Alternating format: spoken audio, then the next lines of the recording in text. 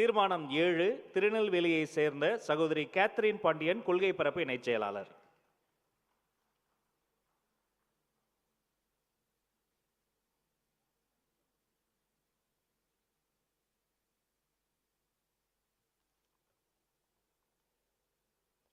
தீர்மானம் 7 பாதுகாக்கப்பட்ட ராம்சர் சதுப்பு நிலத்தில் கட்டுமானம் கட்ட தனியார் நிறுவனத்திற்கு வழங்கிய அனுமதியை ரத்து செய்ய வலியுறுத்தி தீர்மானம்.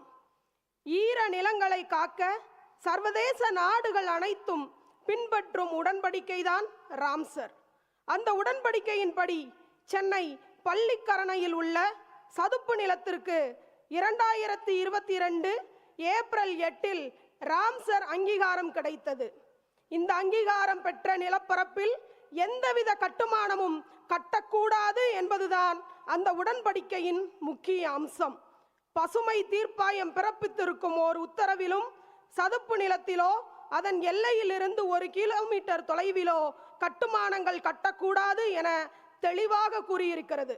ஆனால் இந்த விதிமுறைகளை மீறி தனியார் நிறுவனம் ஒன்றுக்கு அந்த அரசு நிலத்தில் அடுக்குமாடி குடியிருப்பு கட்ட தமிழக அரசு அனுமதி அளித்துள்ளது. கட்டுமானம் கட்ட சுற்றுச்சூழல் தாக்க மதிப்பீட்டு ஆணையத்திற்கு அந்த நிறுவனம் முதலில் விண்ணப்பித்திருந்தது.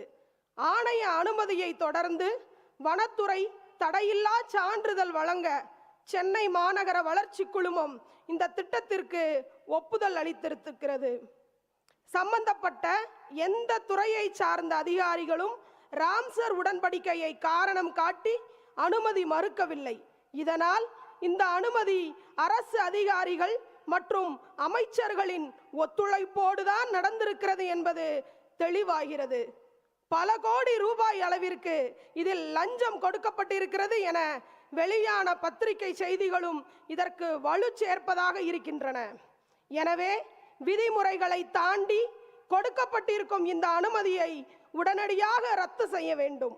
விதிமீறலில் ஈடுபட்ட அரசு அதிகாரிகள், அமைச்சர்கள் அனைவரின் மீதும் பாரபட்சம் இல்லாமல் நடவடிக்கை எடுக்க வேண்டும் என்று இந்த பொதுக்குழு தீர்மானம் வழியாக வலியுறுத்துகிறோம்.